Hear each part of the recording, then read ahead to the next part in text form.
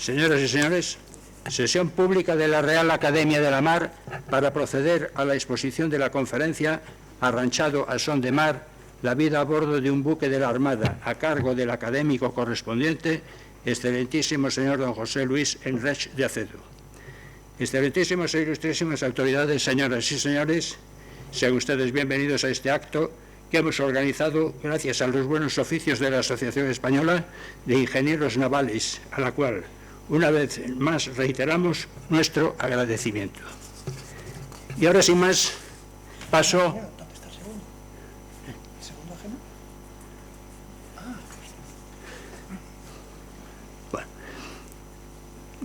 a presentar al conferenciante, como he dicho, contraalmirante retirado José Luis Enrech Acedo, que, como ya he dicho, también nos va a hablar de Arranchado a son de mar, la vida a bordo de un buque de la Armada. El conferenciante es diplomado en Guerra Naval, Estado Mayor, graduado en el Colegio de Defensa de la OTAN en Roma. Es especialista en comunicaciones, coordinador operativo de submarinos y buceador de la Armada. Desempeñó diversos destinos en buques de superficie. Mandó la fragata Canarias, el patrullero de altura Alborán, el patrullero ligero Javier Quiroga. Mandó también el Centro de Evaluación y Certificación para el Combate de la Flota y el Centro de Comunicaciones de la Zona Marítima del Estrecho. Formó parte de agrupaciones nacionales, OTAN y UEO, participando en múltiples ejercicios y en operaciones reales. Entre sus destinos en tierra estuvo el mando conjunto de la Alianza Atlántica en Nápoles, Estado Mayor de la Armada y Estado Mayor Conjunto. Ha colaborado en diversos centros docentes. Su último destino, antes de pasar al retiro, fue director de la Escuela de Guerra Naval y Centro de Pensamiento Naval en Madrid. Actualmente es miembro del Consejo Científico de la Real Instituto Elcano y académico correspondiente de la Real Academia de la Mar. José Luis Enrech nos va a hablar, como ya he dicho, de Arranchado a son de mar, la vida a bordo de un buque de la Armada. Es una conferencia en la que desvelará los entresijos de un barco de guerra, nos contará cómo es el barco, cómo es el trabajo, cómo es la vida a bordo, el puente, el centro de información y combate, las máquinas, cubierta, los demás espacios de a bordo, las guardias. Nos contará cosas de la gente, el relativo aislamiento, el ocio, necesidades básicas, el ambiente a bordo, el mando y el entorno, la mar, con sus temporales, calmas, el ocaso, para terminar con una pregunta que supongo que él se la hace y él nos la contestará. ¿Cómo le puede a uno gustar la vida en un barco? Bien, será una conferencia que pondrá sobre el tapete muchas cosas desconocidas para la mayoría de la gente, basadas en la amplia experiencia del conferenciante. Y sin más, señoras y señores, agradeciendo la atención prestada, paso la palabra al almirante. José Luis, cuando quieras.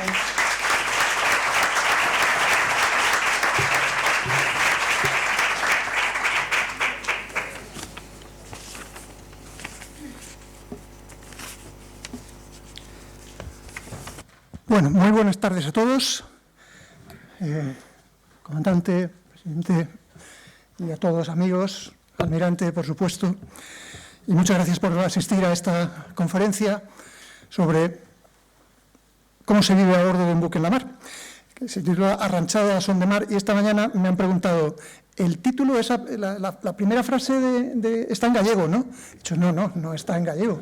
Arranchado a son de mar es un término absolutamente español del más garantizado, como decía Torrente Ballester, y significa más o menos preparar un barco para salir a la mar y especialmente para mal tiempo, trincarlo todo para que las cosas no salgan volando. Eso es lo que significa la presentación.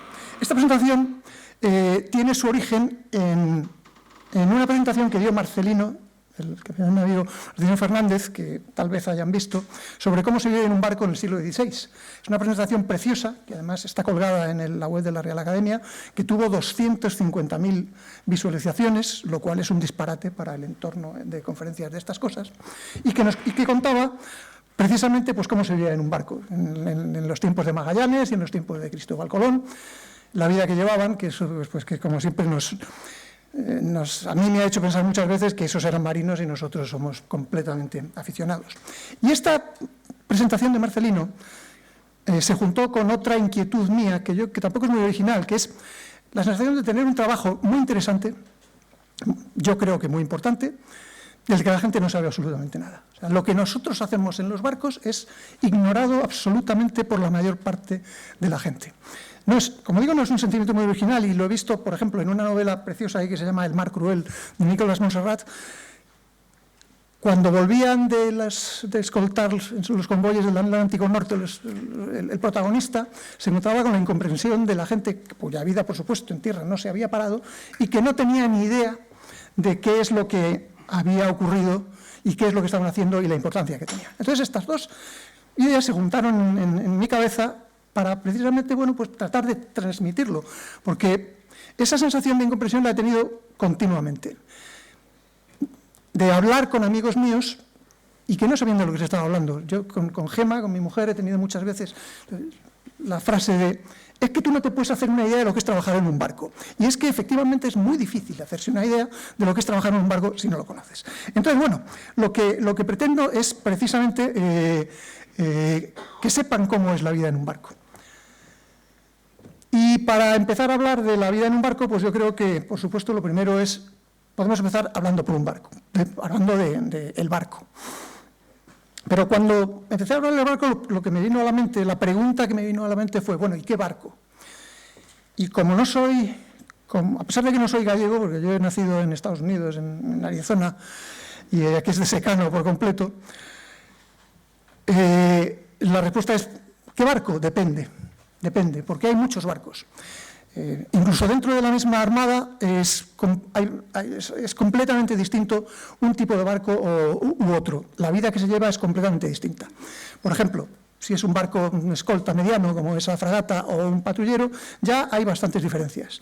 Y las diferencias son todavía mayores si nos vamos a un barco más grande, como puede ser un portaaviones, ese Príncipe de Asturias que tenemos ahí. O es una vida muy distinta si vamos a un anfibio, cuya bodega pueden ver ahí, o un buque también muy especializado, como es un buque logístico. Y ya, por supuesto, si nos metemos en barcos muy especializados, como puede ser un submarino o un buque escuela, la vida es completamente distinta.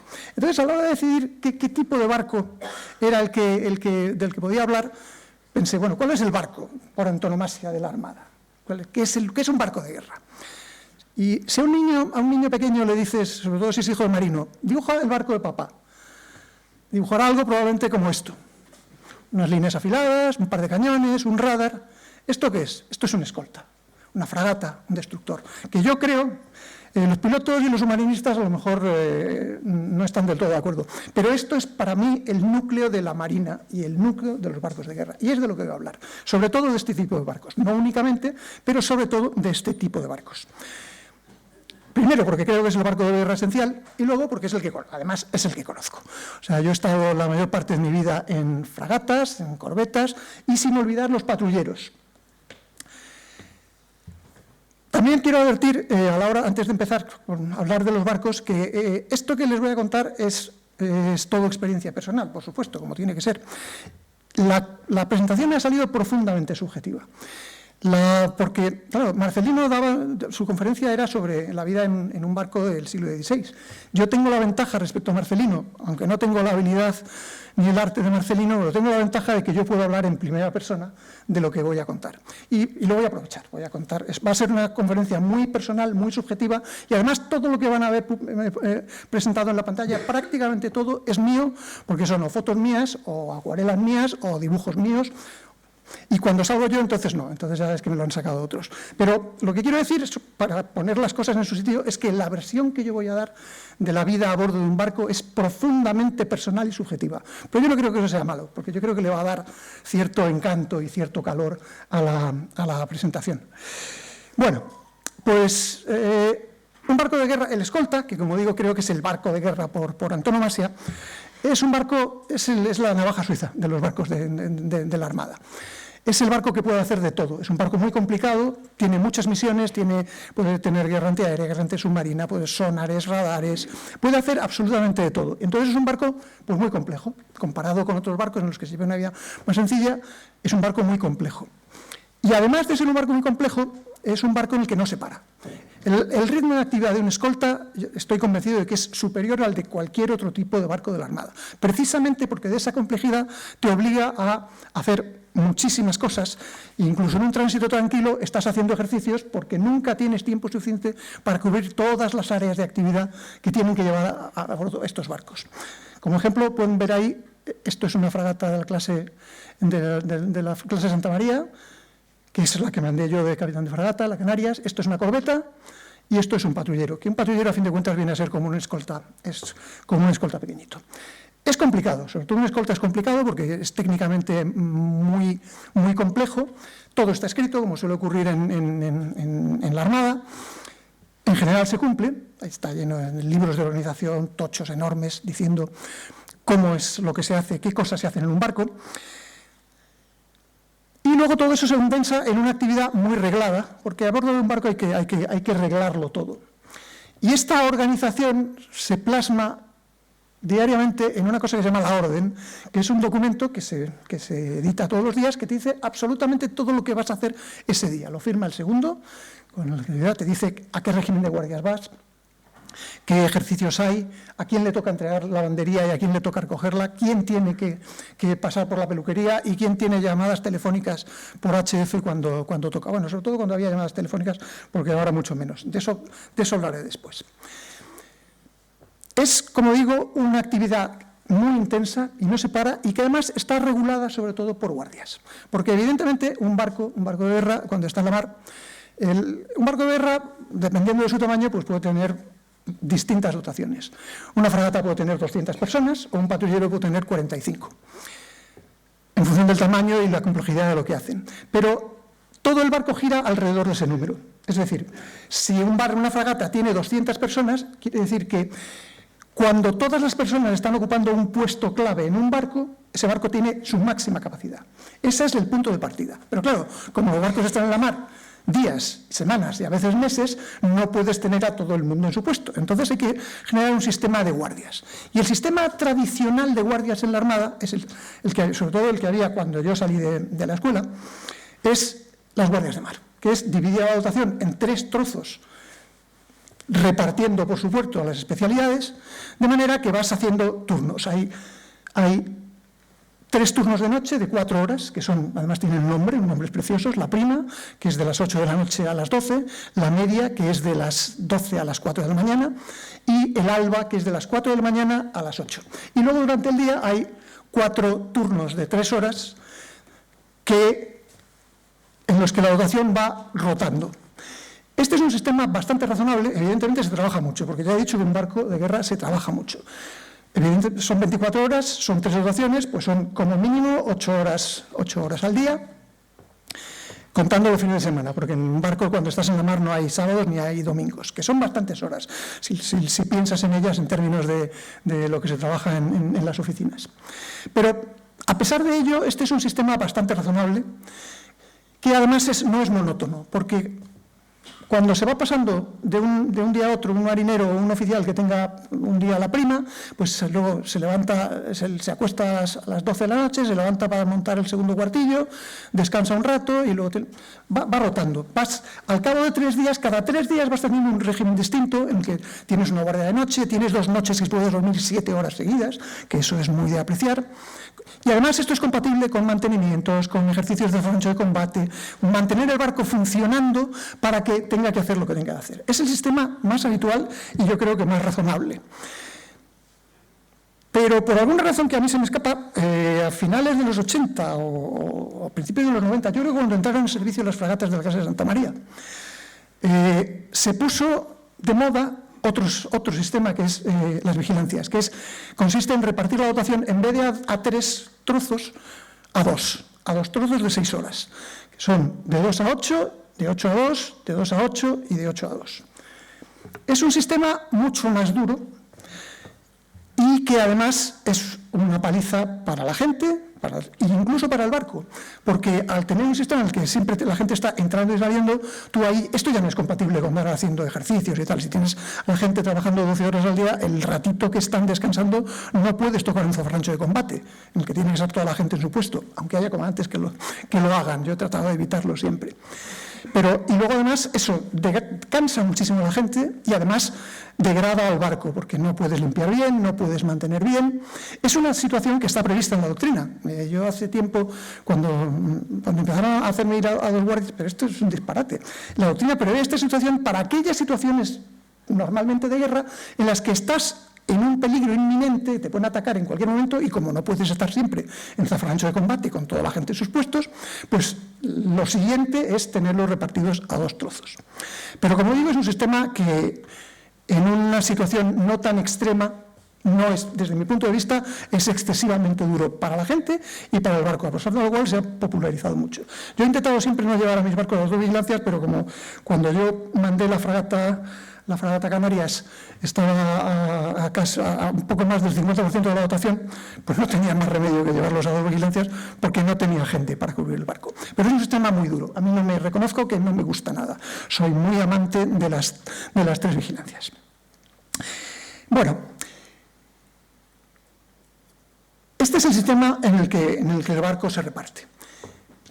Y luego, como digo, cada barco es distinto y tiene unas actividades distintas. Pero es que además, dentro de un barco hay también... Un barco es muy grande, tiene que estar mucho tiempo en la mar, tiene que ser absolutamente autónomo. Entonces tiene que haber gente que haga absolutamente de todo. Tiene que haber especialistas en las máquinas, tiene que haber especialistas que den de comer, tiene que haber gente que se ocupe de las operaciones, tiene que haber el puente. Son diversos espacios y el ritmo de actividad de cada uno de estos espacios puede variar bastante. Son grupos muy especializados, especialmente alguno que vemos ahora, y que no hay más remedio que tener diversos ritmos de vida a bordo.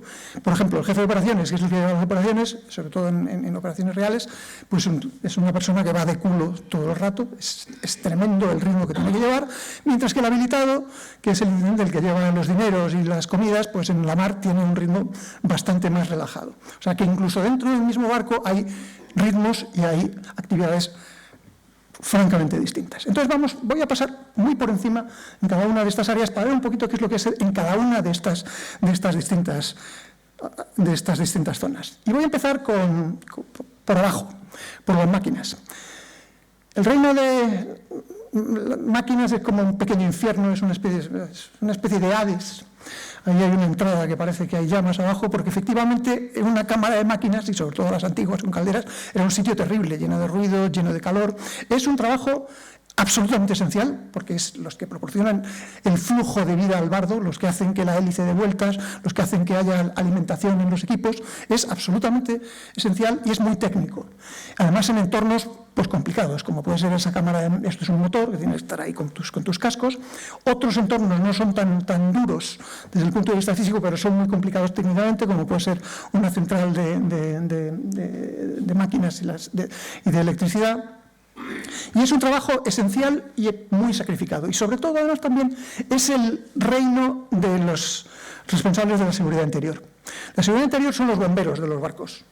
Son los que tendrían que ocuparse de apagar un incendio. No hay nada peor que un incendio dentro de un barco. Los bomberos civiles nunca se atreven a entrar en un barco cuando hay un incendio en un puerto. Yo he estado en un par de incendios, es muy desagradable, no puedes respirar nada. Es un trabajo esencial, es responsabilidad de toda la dotación, pero el peso de la responsabilidad de la actividad de seguridad interior recae sobre todo en la gente de máquinas. Como digo, es muy sacrificado, es un trabajo muy duro. Y yo reconozco que yo soy de la última promoción de la Escuela Naval que salió con oficiales de máquinas, luego ya pasaron a ser especialistas, no salían de la escuela, con lo cual es un área de actividad en la que reconozco que tengo huecos y es una pena porque creo que es absolutamente esencial para andar un barco. Luego, todo lo contrario que las máquinas es subiendo hacia arriba es la cubierta. La cubierta es el sitio que está abierto al mar.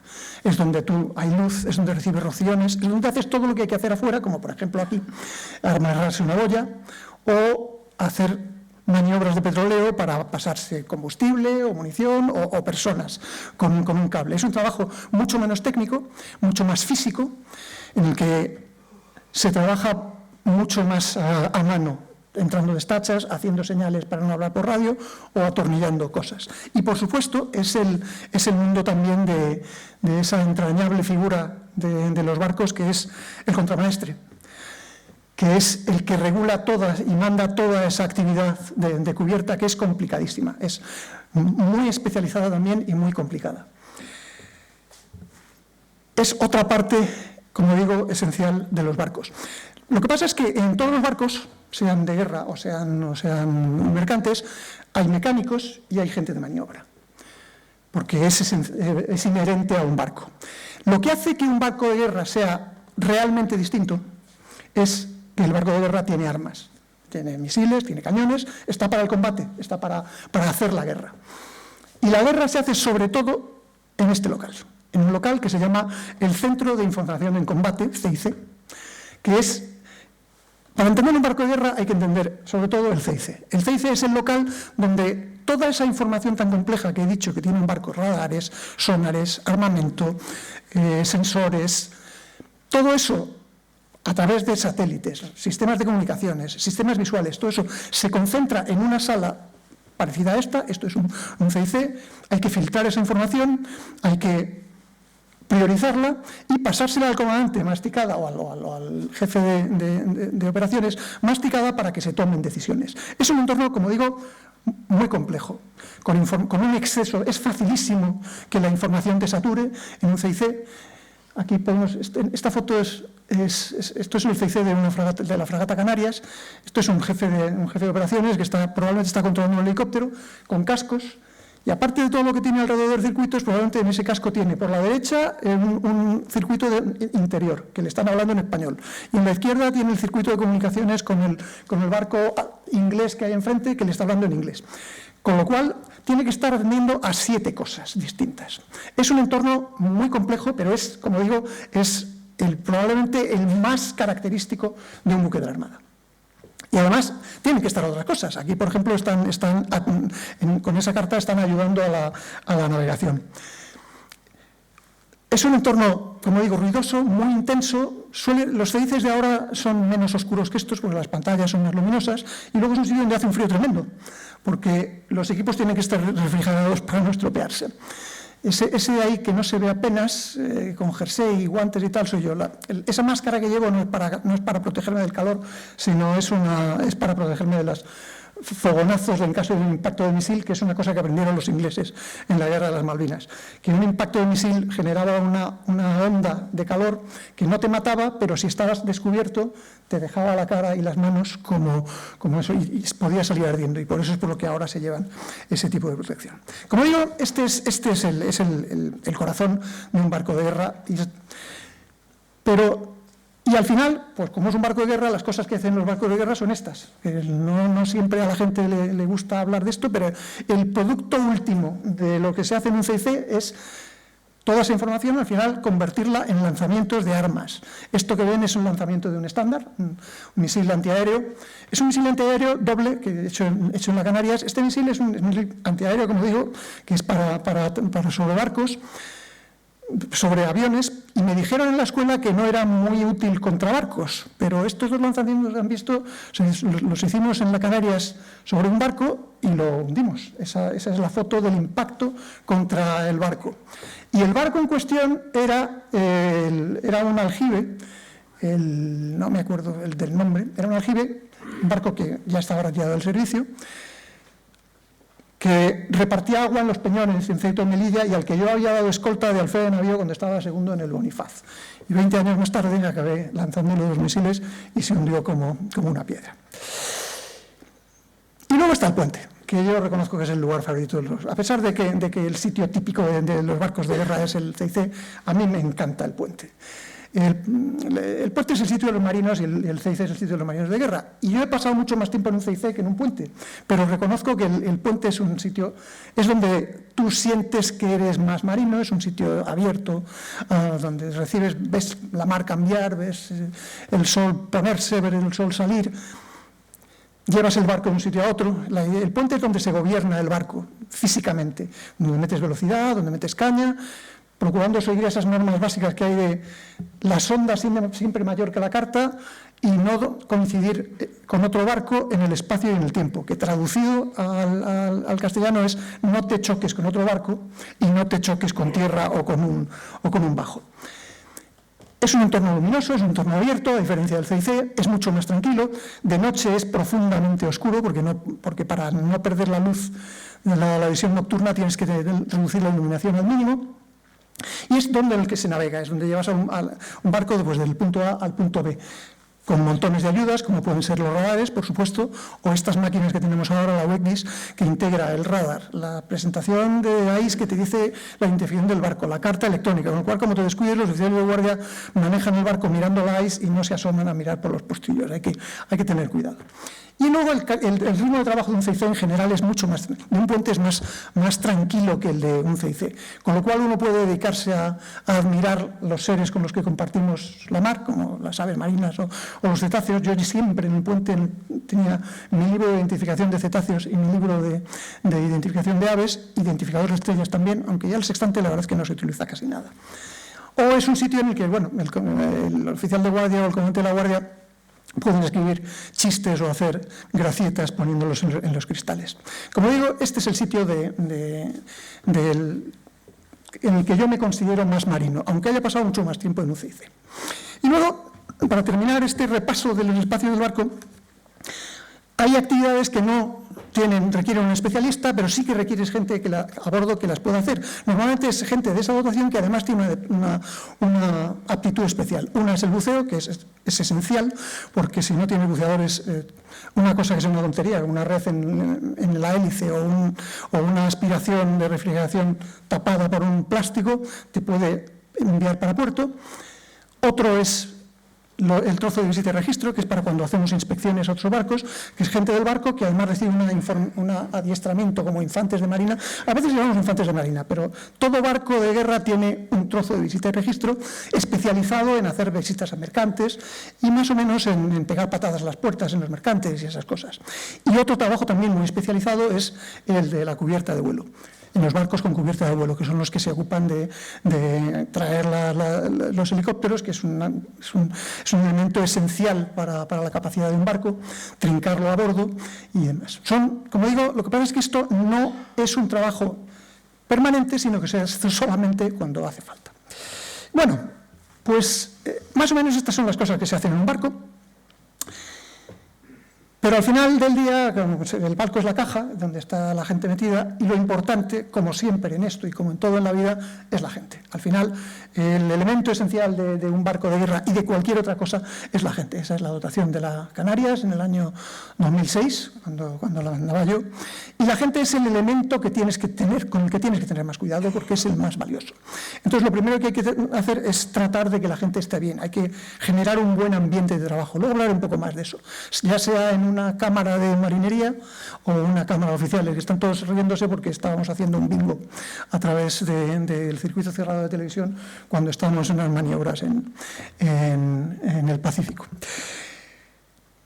No es fácil la convivencia. La convivencia de 200 personas en un entorno cerrado durante mucho tiempo, en el que no puedes salir, por supuesto no te vas a casa por la noche y por supuesto no te puedes ir al cine y no puedes ir al bar a tomar una cerveza, ni ves a tu familia, es complicado.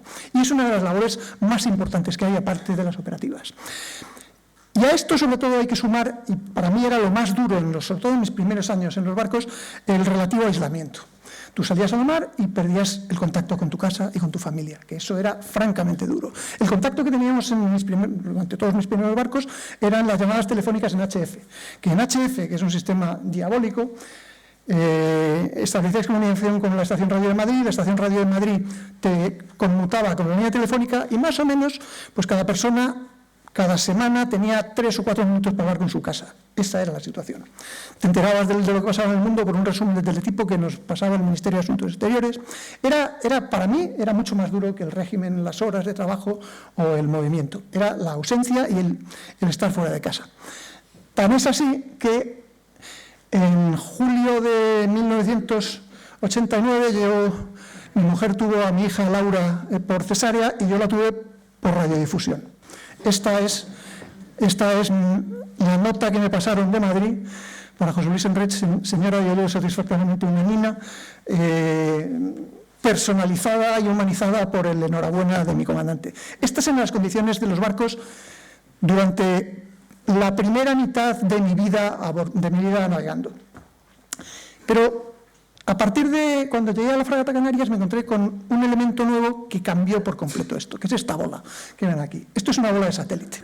La bola de satélite es lo que permitió que todo ese aislamiento que teníamos, que tú te ibas y te ibas, se rebajase de una manera espectacular. Para empezar, tenías teléfono. En la Canarias yo podía, estando eso, en el Océano Pacífico, les colgaba el teléfono, hablar con mi casa en cualquier momento. Podías recibir correo electrónico y ver las fotos de lo que habían hecho los niños el día anterior. Podías leer la prensa, o sea, vivíamos casi como personas normales. Y eso estoy hablando de hace 20 años, cuando yo mandaba la fragata Canarias. Ahora que encima le han incorporado satélites con un ancho de banda mucho mayor, el sistema Starlink de Elon Musk, los barcos funcionan con una red Wi-Fi y con datos. Con lo cual la gente puede ir dentro del barco con su móvil y pues acceder al chat, acceder a Instagram o acceder a WhatsApp. Evidentemente hay que establecer unas normas tratando de que no estén chateando a la vez que controlan un helicóptero. Pero en general te enteras de todo lo que pasa. Es una diferencia absolutamente radical desde mi punto de vista, absolutamente radical. A veces hay gente que se queja y dice, bueno, es que esto tiene muchos riesgos operativos, pues ¿dónde estás? Bueno, la ventaja que tiene es que lo cortas y ya no hay tanto riesgo. Y luego, claro, tiene otro inconveniente, que es un inconveniente menor comparado con las ventajas, que es que antes tú te ibas de casa y ya no estabas en casa, y los problemas que había en casa ya no eran tuyos. Ahora puede ocurrir que sí que sean tuyos. Yo recuerdo a mi maravilloso segundo en las Canarias, que fue el capitán de corveta Rodríguez Arat, subir un día en la navegación de UNITAS en el Pacífico. Esto del satélite es un horror, almirante. ¿Por qué? Porque es un horror. Mira, he llamado a casa, era domingo, he llamado a casa. Belén me ha dicho que la niña está con 39 de fiebre. Y además me ha preguntado que cuál es la farmacia de guardia en el puerto de Santa María. Y a mí me tienes ahí, en el Océano Pacífico, entrando en el ordenador para decirle a Belén dónde está la farmacia de guardia en el puerto de Santa María. Bueno, esto tiene, efectivamente, los satélites tienen estas contrapartidas, pero son casi todo ventajas. La sensación de aislamiento que teníamos en aquellos tiempos, la verdad es que es completamente distinta actualmente. Y bueno, en un barco de guerra, como ya he dicho, pues se trabaja mucho. Pero a pesar de todo, a la gente hay que dejarle manga, y hay que dejarla que disfrute, y hay que dejarla que tenga su ocio. El ocio en los barcos, pues bueno, está limitado físicamente. Tradicionalmente, pues había partidas de cartas, como esta del Elcano de mi promoción, o bueno, evidentemente en un barco una alternativa adicional era leer. Ese con mucho más pedo soy yo de alférez de navío. Y muchas otras cosas. Hay que dejar tiempo a la gente para que se entretenga. Pero en los últimos años, y esto también es verdad, a partir del momento en que yo lo noté mucho cuando llegué a mandar la Canarias, en 2005-2006, esto es lo que ha entrado en el ocio de los barcos. Las consolas, los ordenadores, que evidentemente son una herramienta fantástica, y yo recuerdo siempre las partidas de FIFA que se jugaban mis oficiales en la cámara con la PlayStation 2. El inconveniente que tienen estos chismes es que pueden facilitar que la gente se encierre en sus camarotes.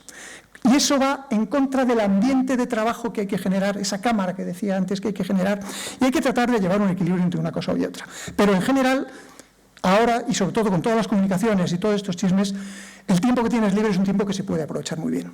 Otra cosa que he hecho habitualmente en los barcos es deporte. Esta es una foto muy antigua de guardiamarinas haciendo un tirasoga en la cubierta de una LST. Siempre se ha hecho deporte en los barcos, pero de aquella manera. En estos momentos, como en el resto de la sociedad, el deporte se ha convertido en una religión. O sea, en estos momentos, todo barco que se precie tiene que tener un gimnasio con todas las máquinas de tortura que tienen un gimnasio actualmente. Eso es una foto de este verano, del transporte de ataque Galicia. Este es el hangar, que arriba está lleno de bicicletas y en algún sitio tienen hasta una televisión de 50 pulgadas para pedalear por el campo. Y esto de abajo era un pañol de algo, no sé de qué, que ahora es un gimnasio con todas las herramientas de tortura que tienen los gimnasios hoy en día para muscularse bien. A mí me encanta el deporte, aunque reconozco que nunca he sido de hacer deporte en ingeniería. Pero es otra de las cosas que hoy en día la educación espera que le des facilidades. Es otra de las cosas que han cambiado notablemente. Y luego hay que tratar de aprovechar el tiempo y las oportunidades que tengas para hacer ambiente. Esto, por ejemplo, es una maniobra muy tradicional que es el paso del Ecuador. Cuando pasas el Ecuador, los que no lo han pasado nunca, les echas agua por encima y el rey Neptuno se presenta a bordo y te toma el mando del barco durante un ratito. Además es el mundo al revés, porque los marineros se ponen las palas de los oficiales y los oficiales sirven los cafés y esas cosas. Todo esto es, aparte de que la gente se entretenga por su cuenta haciendo deporte o jugando a las máquinas, hacer cosas que formen un equipo y hacer cámara, como digo, hacer que haya cierta unidad de conocimiento y de amistad en los barcos. Y luego, pues cada uno se busca la vida como quiere. Yo he visto gente que hace punto de cruz, he visto gente que monta maquetas, que tiene mucho mérito en un sitio que se mueve como el barco. Y luego la fotografía es una afición muy socorrida. Y eso que ven ahí es el Alborán, que es el barco de Mendelio, capitán de corbeta. Y si se fijan, hay un tío colgado por delante. No es, bueno, pues aunque lo parezca, eso no es un castigo ni nada. Ese tío colgado por delante es el comandante del barco, que era yo, que abusando de su puesto y aprovechando que el barco en ese momento no estaba muy ocupado, pues dije que me colgaran con un arnés para poder sacar fotos y vídeos de los delfines, porque a mí siempre me han fascinado los cetáceos. Además, el Alborán era un barco que tenía un bulbo de proa que generaba una onda de presión que debía ser divertidísima, porque era el barco de todos los barcos en los que yo he estado, con mucha diferencia, constantemente acudían delfines a jugar. Los cetáceos se les puede sacar mucho partido cuando uno está en la mar, y yo incluso he hablado mucho con ellos a través de un equipo que se llama el teléfono submarino, y estoy seguro de que me han respondido. No estoy seguro de qué es lo que me dijeron, pero estoy seguro de que me han respondido. Luego, otro elemento fundamental para mantener a la gente contenta es, evidentemente, la comida. Hace ya más tiempo había cocineros civiles en los barcos, pero en los barcos de cierto tamaño, de instructores para arriba. Por ejemplo, es Alfonso, que fue cocinero del Elcano durante muchos años, era un cocinero excelente, pero para el comandante y para los oficiales. A los oficiales, a los guardiamarinas nos miraba por encima del hombro y nos cobraba los bocadillos a precio de oro. Y en los barcos más pequeños, como eran patrulleros, pues había que formar a los cocineros. Normalmente cogíamos a los pescadores. Como eran marineros de la mili, cogíamos a pescadores, primero porque se solían apañar bien con la cocina, y segundo porque no se mareaban, con lo cual podían estar al pie del cañón cuando hacía falta. Todo esto cambió también radicalmente hace unos años, cuando la Marina hizo una especialidad que se hace en la Graña, en Ferrol, de hostelería, de especialistas en la alimentación, que además lo hacen en conjunción con la Escuela de Hostelería de Santiago de Compostela, con lo cual sacamos auténticos chefs, gente que es capaz de hacer un menú para 150 personas con los fogones en movimiento estupendo, y luego el día que recibes a un embajador a bordo, como me ocurrió varias veces mandando a Canarias, pues te hacen una comida con guante blanco de estas de plato cuadrado, le hemos cagado, que es auténticamente de 4 tenedores. También lo que pasa en los barcos es que no siempre la gente lo aprecia, porque hay, sobre todo las generaciones jóvenes, con mucha frecuencia consideran que una comida gourmet es una hamburguesa o una pizza. Yo he visto solomillo a la pimienta con su salsa verde tirada en una basura enterito, porque esa salsa verde asquerosa y tal, o langostas enteras. Pero bueno, ya dice la Biblia que no hay que arrojar margaritas a los que no saben aprovechar las margaritas. Como digo, ahora es otra de las cosas que han cambiado mucho en los barcos. Se come estupendamente ahora en los barcos. Luego, otra de las cuestiones de la vida a bordo que eran problemáticas antes y ahora es mucho menos, era la cuestión del agua. Los barcos que describía Marcelino, eso te llevaban en barriles, el agua se estropeaba. Los barcos que pidió el salir de la escuela ya tenían evaporadores, pero producían agua dulce. Pero eran unas máquinas muy poco eficientes, con lo cual se producía agua, pero andabas así. Tenías que tener cuidado con el consumo. Había agua para cocinar, para lavar, pero el problema sobre todo eran las duchas, la higiene. Entonces, cuando yo llegué a la Infanta Cristina, el segundo, que sabía que me gustaba dibujar, me pidió que hiciera un gráfico para convencer a la gente de cómo tenían que ducharse. Y me salió este gráfico, que partiendo del estado inicial, al salir de la cama, hecho un desastre, si te duchas como te duchas en casa, que es lo que aquí se llama la ducha Hollywood, el nombre está sacado de una novela de Tom Clancy, pues nada, pues te abres el agua, esperas que se caliente, te remojas, te afeitas, media hora después te encuentras con Tarzán y con Tarzán. Pero eso no lo puedes hacer en un barco porque se acaba el agua. Entonces, lo que hay que hacer es lo que yo llamo la ducha Navy, que es mojarse, cortar el agua, enjabonarse bien y luego ya aclararse, teniendo el agua como mucho un minutito encendida. Y bueno, el estado final no es tan agradable como este, pero estás bien. Si la gente no hace caso y se empeña en no ducharse así y ducharse así, entonces cierras el grifo para las duchas y la alternativa es la tercera imagen, que es la ducha en seco, que te echas un poco de desodorante en el sobaquillo y más o menos estás como estabas al principio. Bueno, pues esto es otra de las cosas que también han cambiado por completo, porque a partir de yo creo que finales de los 80 ya instalaron en todos los barcos quitaron los evaporadores y pusieron los osmorizadores de ósmosis inversa, que lo que hacen es filtrar el agua de mar a grandes presiones sobre una membrana y entonces produces agua dulce en todas las cantidades que quieras. Con lo cual, en los barcos de ahora, actualmente ya este gráfico ya no tendría el menor sentido porque hay agua para dar y tomar y todo el mundo se puede duchar varias veces al día. Como la gente normal. Pero que ahora es así, pero que antes no era así. Al final, en un barco el problema es con su ambiente de trabajo, con su ambiente de ocio. Es un problema sobre todo de relaciones. Es un entorno laboral completamente atípico, como se pueden imaginar. Es un montón de gente metida en una caja, en espacios muy estrechos, con una convivencia muy estrecha. Hay muy poca privacidad y en algunos sitios como los submarinos no hay ninguna privacidad, pero por otra parte la gente tiene que tener sus espacios y su tiempo. Entonces es un equilibrio bastante difícil. Cuando ese equilibrio no se alcanza, un barco se puede convertir en un infierno. Nosotros lo llamamos mamparitis, al síndrome, los mamparos son como las paredes de los barcos, al síndrome que tiene la gente de pegarse de cabezazos cuando está cabreada consigo mismo o con el de al lado. Los británicos lo llaman la fiebre del camarote, el cabin fever, básicamente es lo mismo. Es que se te vaya de las manos el tono y el ambiente y el humor de la gente y eso, que por supuesto, tiene un impacto tremendo luego en la actividad operativa. Evidentemente, el conseguir que esto funcione pues no es fácil. Es una responsabilidad sobre todo del mando, del comandante y especialmente del segundo, que es la mano derecha del comandante para todo lo que es la dotación y todas las relaciones interpersonales.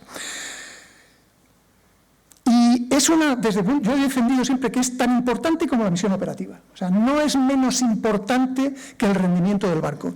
Cuando salí de la escuela no estaba en mayoría con esta opinión. Ahora actualmente las cosas han cambiado mucho y ahora yo creo que cuidamos a la gente mucho más de lo que se la cuidaba en tiempos. Es responsabilidad del mando que el ambiente sea bueno. Y luego tiene que contar con muchas cosas, entre ellas la suerte y la madre. Y cuando hablo de la madre del barco es un símil enológico que es muy bonito pero muy expresivo. Un barco es como un barril. Un barril permanece y las generaciones de vino van entrando y saliendo. Pero el barril va dando un buqué especial a cada añada que le meten. Y el vino que sale toma el sabor que le da el barril. Eso es la madre. Bueno, pues en un barco pasa lo mismo. En un barco, el barco permanece, las dotaciones van cambiando porque rotan mucho, pero la madre, ese ambiente, esa manera de trabajar, se va heredando de unas dotaciones a otras. Y es fundamental. Cuando la madre es buena es maravilloso, por supuesto. Y yo puedo decir que los barcos en los que he estado, en general han sido estupendos, pero también he visto barcos al lado que la madre no era tan buena y no sé, por las razones que sea, el comandante pues eran más comandantes más peleones o tenían más mala suerte y tenían más averías. Al final, la madre hay que fabricarla, cada dotación tiene que poner lo suyo para que el barril siga produciendo, o el barco en este caso siga produciendo dotaciones con un carácter especial que evidentemente pues tiene que ser bueno. Bueno, y ya hemos hablado de la gente y hemos hablado de la caja en la que va esa gente, que es el barco.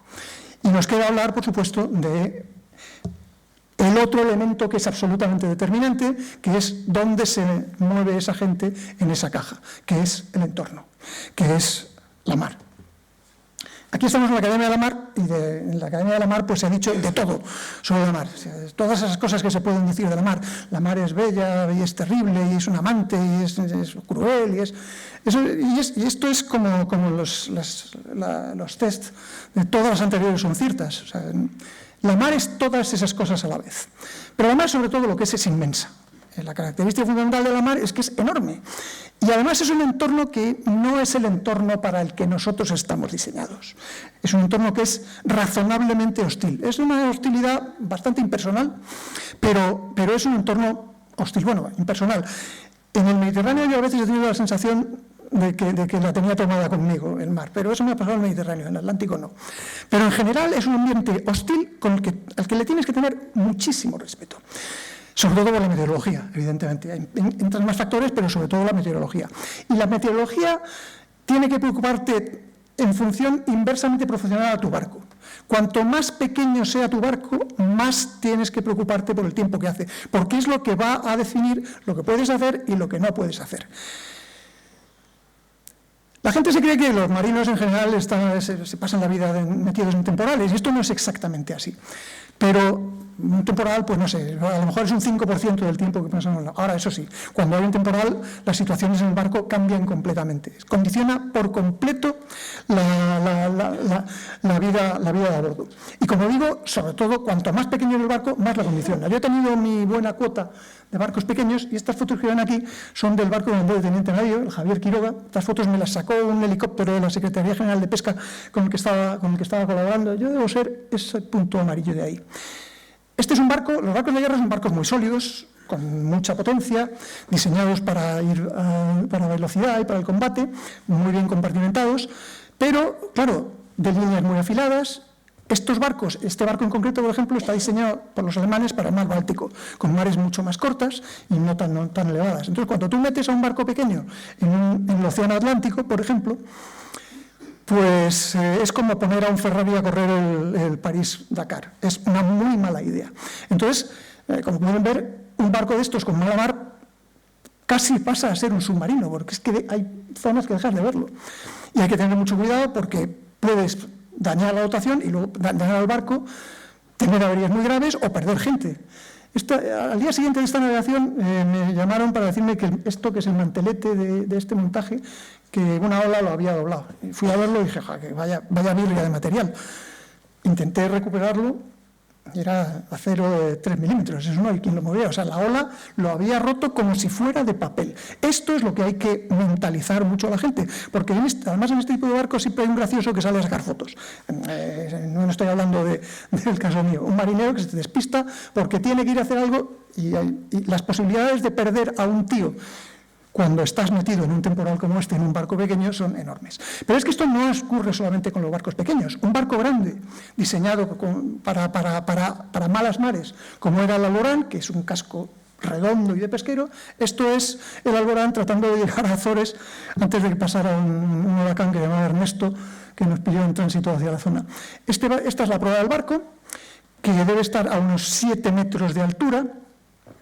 Y entonces ahora el barco sube sobre la cresta de una ola y cuando baja la ola está mucho más arriba. O sea que como mínimo ahora está subiendo, ahora baja, se estampa contra la ola, que debe medir 8 metros como mínimo. Esto, visto así, pues es muy curioso, muy espectacular, pero cuando pasas 5 días seguidos así, es tremendo, porque esto influye en todos los aspectos de la vida. Por ejemplo, para comer, pues ya no puedes comer sopa, evidentemente, tienes que limitarte a hacer bocadillos. Esta es una foto de un portillo, de un barco, un portillo muy elevado, en el momento en que está debajo del agua, literalmente, lo cual quiere decir que el barco probablemente ha dado un bandazo como mínimo de 20 grados.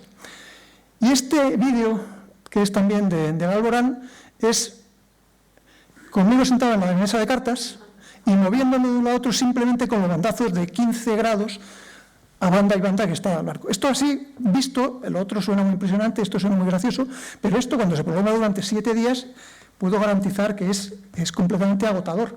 Por las noches en la cama tú estás rodando de un sitio a otro. Y vamos, yo lo que tenía que hacer era poner almohadas en la parte de abajo del colchón para que el colchón se quedase así y yo me quedase encajonado entre la...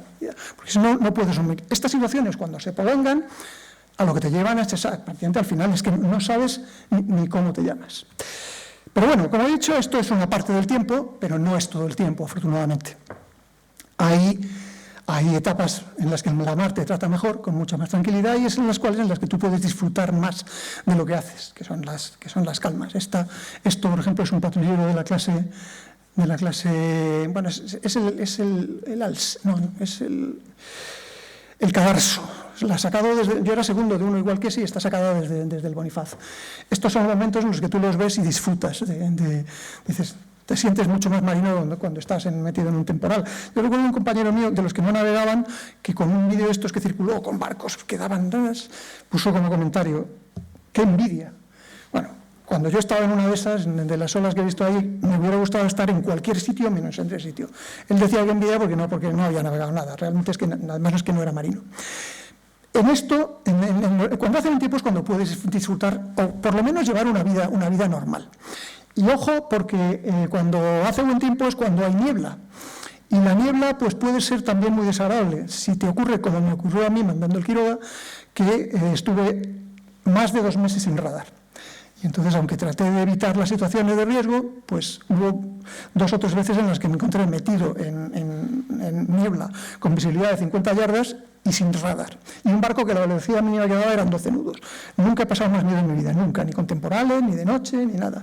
Pero no es lo normal. En general, cuando las calmas son cuando te permiten dar vidilla en el barco, sobre todo los patrulleros tienen una vida mucho más desahogada que los escoltas, que las fragatas y que los destructores. Con lo cual, como estás en una zona en la que la misión que estás haciendo, que es estar presente y vigilar, es compatible con dar cosas, pues por ejemplo se pueden dar lujos, como el hecho de bañarse en el mes de agosto en el Mediterráneo, como si fueras millonario en un yate, o montar barbacoas en cubierta para hacer ambientillo. Este de aquí es el jefe de máquinas, que suelen ser cocineros excelentes, y que además, como los jefes de máquinas suelen ser gallegos, de Ferrol, pues todos se sabían el consuro, con lo cual también las queimadas salían estupendamente. Al final del día, el mar es el que determina por completo cómo vives tú en un barco, qué es lo que haces, qué es lo que puedes hacer, qué es lo que no, cuál es el ambiente. Y la mar tiene momentos especiales. Y yo siempre, hay un momento que para mí ha sido siempre muy especial en los barcos, que es el ocaso.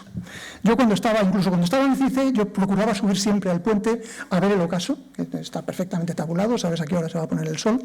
Y además yo andaba tratando de ver siempre el rayo verde, que el otro día en una conferencia aquí el capitán de navío blanco dijo que no lo había visto nunca. Yo lo he visto muchas veces. El rayo verde no es una leyenda, es una cosa, es el rayo que se produce justo en el instante después de que el sol se pone tras el horizonte. Es una cosa parecida a esta. Puff. Es un puff de un verde precioso. La leyenda dice que trae buena suerte. Yo ya eso a tanto no llego. Pero es un momento en el que el barco se recoge. Se pone el sol y entonces después de la puesta del sol se reza la oración de la noche. Que es un momento, como digo, de especial recogimiento en el barco. Esta oración, pues mis compañeros, por supuesto, lo conocen todos. Tú que dispones de acción el mar, haces la calma, la tempestad. Ten de nosotros, Señor, piedad, piedad, Señor, piedad.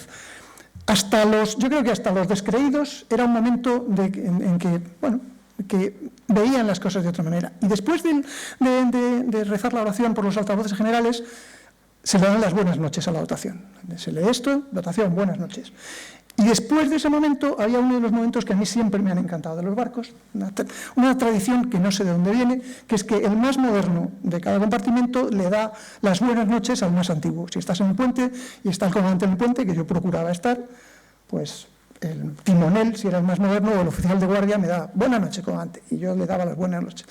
Este tipo de cosas, este tipo de pequeños detalles y tradiciones es lo que a mí, cuando estaba en un barco fuera de casa, me hacían sentir que, bueno, que formaba parte de un algo importante y que formaba parte de un equipo y de una familia. Es un detalle muy pequeño, pero que lo pongo como ejemplo de a qué es a lo que se debe aspirar cuando estás en un barco para conseguir un entorno en el que estés a gusto, a pesar de ser un entorno muy duro. Y ya voy acabando. Y cuando estaba preparando la presentación y estaba repasando lo que había puesto y tal, me di cuenta de que había estado contando cosas terribles, de que no se puede dormir, de que trabajas 14 horas al día, de que no puedes hablar con tu casa, de que te entra la mamparitis, de que... Y sin embargo estaba hablando de eso con cariño y a veces hasta, yo creo que hasta con entusiasmo. Y claro, en este momento me surge la pregunta, pero ¿cómo es posible que a alguien le pueda gustar vivir como acabo de describir que vivimos, fuera de casa, sin ver a tu familia, trabajando como negros? O sea, ¿cómo es posible que a la gente le pueda gustar eso? Y es una pregunta que es muy importante y que no tiene una buena respuesta. Desde luego, si la respuesta la buscamos de acuerdo con lo que yo veo en la tele y demás, o le preguntamos a Yolanda Díaz de cómo ser el de trabajo, está claro que no. La impresión que tú sacas viendo los medios de comunicación es que la gente ve lo que quiere es un trabajo que sea hasta las 2 y ni un minuto más, por supuesto nada de quedarte hasta las 8 y no hablemos ya de los fines de semana o de perder días de vacaciones. Hombre, hasta ahí podríamos llegar. De hecho, creo que van a penalizar que tu jefe te llame por teléfono fuera del horario laboral. Claro, si lo miras desde ese punto de vista, la vida en un barco es un infierno. Por lo tanto, ¿cómo es posible? ¿Compensa esto? Hombre, hay que buscar, yo siempre hay que tratar, para responder a esa pregunta hay que tratar de buscar las contrapartidas. O sea, ¿cómo es posible? ¿Por qué? ¿Por qué a alguien le puede gustar esto? Bueno, hay muchas respuestas. Una puede ser la vocación, por ejemplo. Es que ¿no? Te han llamado a eso. Bueno, tiene una parte de verdad, pero por ejemplo, mi vocación, yo quería ser piloto de reactores. Mi padre era piloto de reactores y yo me metí en la Marina para volar Harrier y además poder tener barcos también. Pero con la idea fundamental, o sea, si yo tenía una vocación de niño, era piloto, no marino. A mí los barcos me engancharon después. O sea, que la vocación sí, pero no necesariamente también. O sea, para mí lo que me abrió los ojos fue el Juan Sebastián Elcano.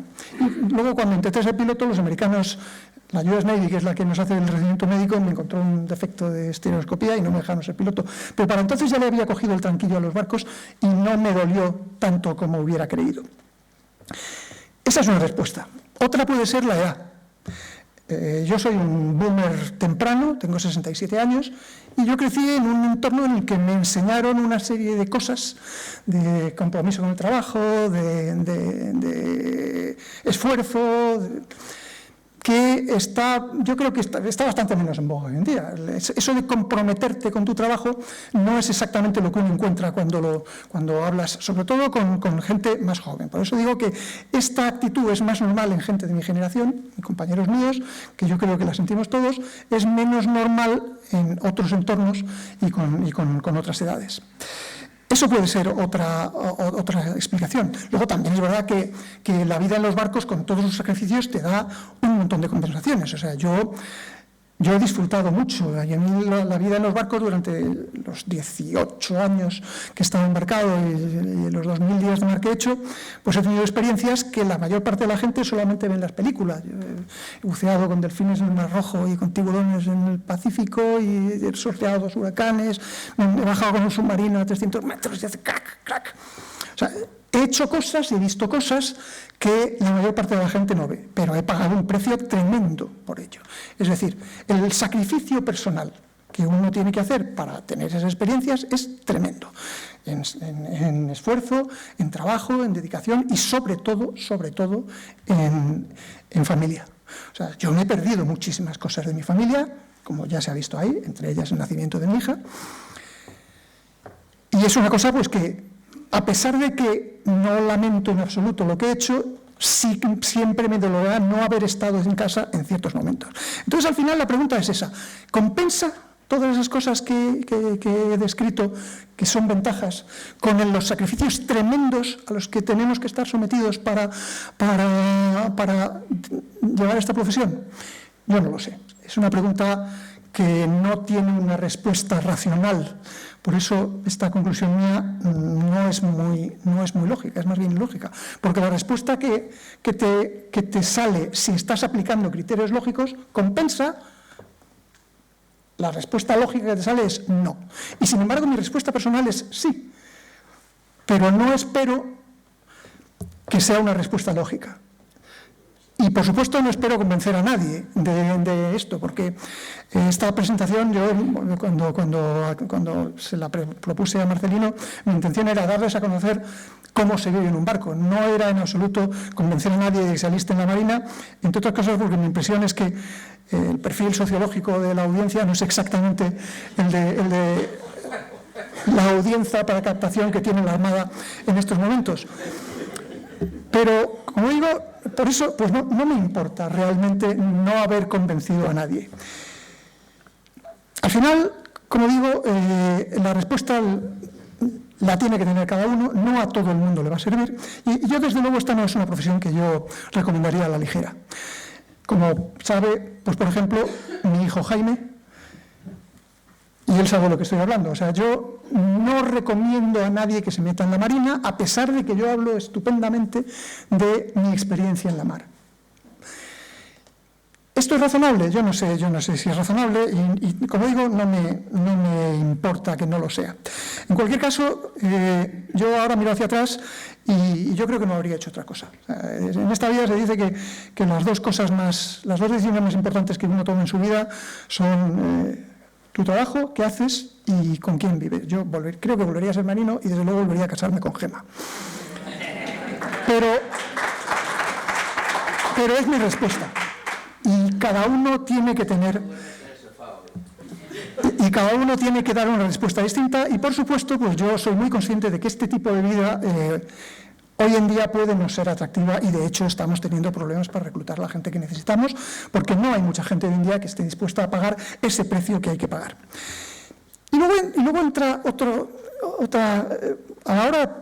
Lo que puedo explicar por qué yo digo que sí a esa pregunta es que en mi caso, y yo creo que es el caso de mucha gente de mi generación, de esta profesión, y ni siquiera solo de esta promoción, que es, nosotros no vemos nuestro trabajo como una cosa que hacemos.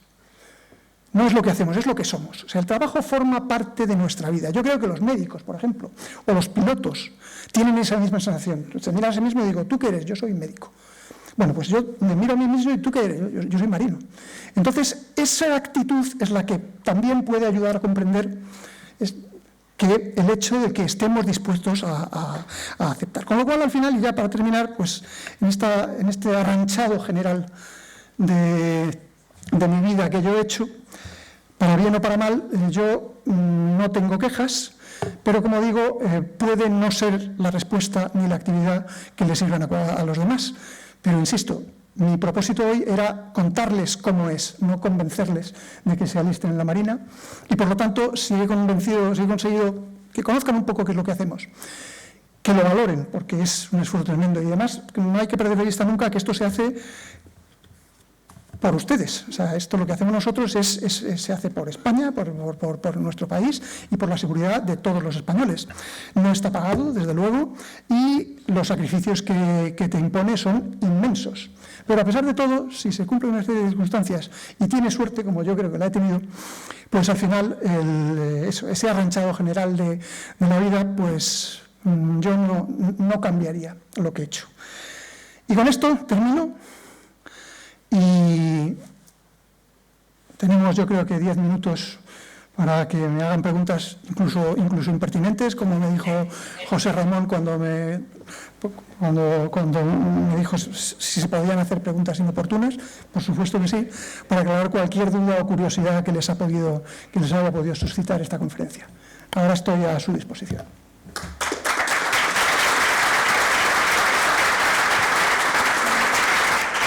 Bien, señoras y señores, después de esta brillante y amplia exposición se abre un turno de preguntas. Ruego que las preguntas sean directas y cortitas, no me den ustedes discursos paralelos, que ya está bien. Gracias. Primera pregunta. Micro. Buenas tardes. Lo que yo quería plantear es que en los últimos tiempos la mujer se ha incorporado a la marina, según creo. Dadas las circunstancias de la vida en un barco, esto ha debido plantear muchos problemas de convivencia, de intimidad y de todo tipo. ¿Cómo se ha resuelto esta problemática de marinería mixta, por así decir? Sí, la mujer se incorporó a las Fuerzas Armadas, empezó a entrar en los barcos en los 80. Y yo recuerdo muy bien la época en la que empezamos a incorporar a mujeres, en las que había gente que predecía el fin del mundo. Esto se va a convertir en Sodoma y Gomorra, va a ser un desastre, los barcos se van a hundir. Mi experiencia es todo lo contrario. Y además tuve la suerte de tener una experiencia bastante intensa, porque el barco ese que me han visto colgado por la proa del Alborán era un barco era un barco muy amplio, con una habitabilidad extraordinaria, era el mejor barco de habitabilidad, de condiciones de separación de camarotes y demás de la zona marítima del Mediterráneo, y todas las mujeres marineros que se estaban incorporando y que aparecían en la zona marítima del Mediterráneo aparecían en el Alborán, porque los barcos más pequeños no tenían capacidad para establecer la separación necesaria. Y si en todo un barco actualmente puede haber un porcentaje femenino del orden del 15%, que creo que está por ahí, en el Alborán la dotación era el 30%, el 32% era femenina. Y mi experiencia, además aquella era mi primera experiencia, mi experiencia fue completamente positiva. Es decir, las mujeres no solamente estropearon el ambiente de los barcos, sino que en algún aspecto lo mejoraron. Para empezar, y estoy hablando siempre por mi experiencia, son siempre mucho más disciplinadas que los hombres y mucho más limpias. O sea, el gordo de oficial era la guerra de andar persiguiendo a los marineros para que se duchasen, para que limpiasen y tal. Yo recuerdo la primera inspección que hice en el Alborán y fui al aseo de las chicas. Aquello estaba como una patena. Yo no había visto nunca una cosa así. Pero además abrí un armarito y me lo encontré lleno de cremas y de potingues y tal. Para mí fue una sorpresa, pero el resultado neto es que teníamos una dotación muy disciplinada y muy trabajadora. Evidentemente tiene sus contrapartidas. Cuando tú mezclas a chicos y chicas de 22 años, pasan cosas que antes no pasaban. Y bueno, esos problemas tienes que lidiar con ellos como tienes que lidiar con otros problemas. Pero en general mi experiencia fue francamente positiva.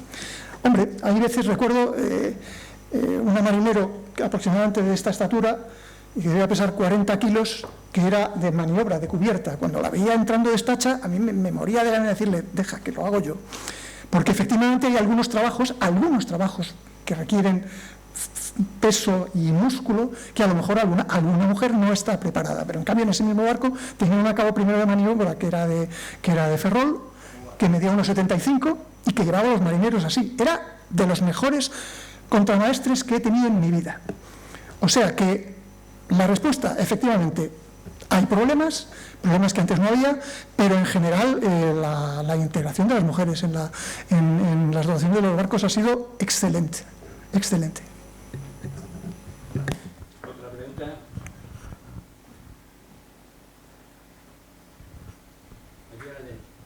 ¿Usted iba a preguntar? Ah, perdón. ¿Otra vez? Si me da la oportunidad, quería hacer una segunda pregunta, que es que ha hecho usted un comentario sobre la potabilización del agua del mar y que hoy día no hay ningún problema. Claro, quizás es una pregunta un poco técnica. ¿En qué consiste este sistema nuevo de que potabiliza el agua en cantidades industriales? Sí, se llama osmotizador por ósmosis inversa.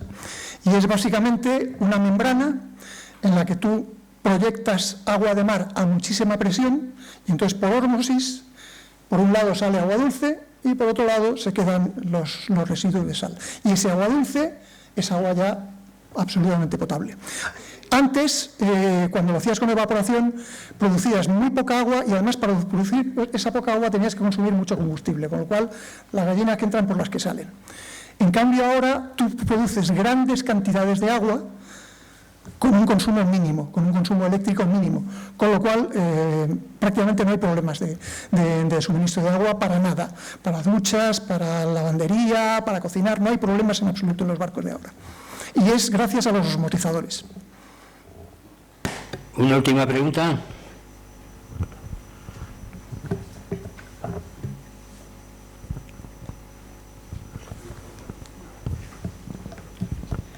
Buenas tardes, felicitaciones por la conferencia. Gracias, Paco. Pregunta muy concreta. ¿Ese entorno de frío y oscuridad del CIC, en una guardia de 4 horas, redunda, favorece la concentración de los operadores? ¿O se establecen mecanismos? Porque eso debe ser duro, ¿no? Nadie pone a un tío 4 horas seguidas delante de una pantalla. O sea, cuando sobre todo las tareas que requieren una concentración muy intensa, como puede ser estar vigilando una pantalla de radar o estar controlando una aeronave, son tareas en las que la gente va rotando. O sea, que cuando digo que es una guardia de 4 horas, quiero decir que tiene que estar 4 horas en el CIC, pero no necesariamente 4 horas sentado delante de una pantalla. En eso vas rotando, porque la carga de concentración y de trabajo hay que repartirla. Y evidentemente hay algunas actividades que sí, en las que tú puedes tener un tío 4 horas haciendo lo mismo y otras en las que no.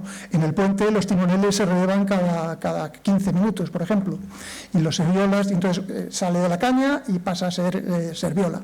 En el CIC tienes a un operador durante un rato en una pantalla y luego lo tienes con una crónica tomando notas de lo que está pasando o haciendo cualquier otra cosa.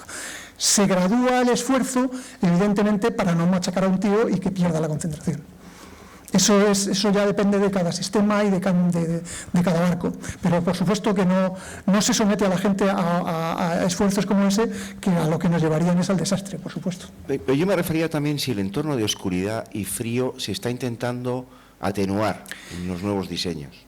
Sí, bueno, para empezar los CICs, eso lo he mencionado muy de pasada, los CICs de ahora son mucho más luminosos que los de antes. Pues los de antes se funcionaba con tubos de rayos catódicos que no aguantaban bien la luz ambiente. Ahora ya, como tenemos pantallas LED y demás, ya los CICs son mucho más luminosos. Lo que no tiene remedio es el frío. O sea, el frío, los locales como el CIC tienen que estar muy refrigerados porque si no los equipos cascan. Entonces la solución es que el CIC tiene que estar con chaquetón de mar siempre. Eso, o sea, el problema de la luz está solucionado, ya los CICs ahora son casi como un cuarto normal, lleno de pantallas y demás, pero el frío se mantiene y además el frío es que es inevitable, porque si los equipos, todos estos equipos, de ordenadores, pantallas y demás, empiezas a subirlos de 20 grados o 23 grados, probablemente empiecen a fallar. Luego hay que mantener la temperatura mucho más baja.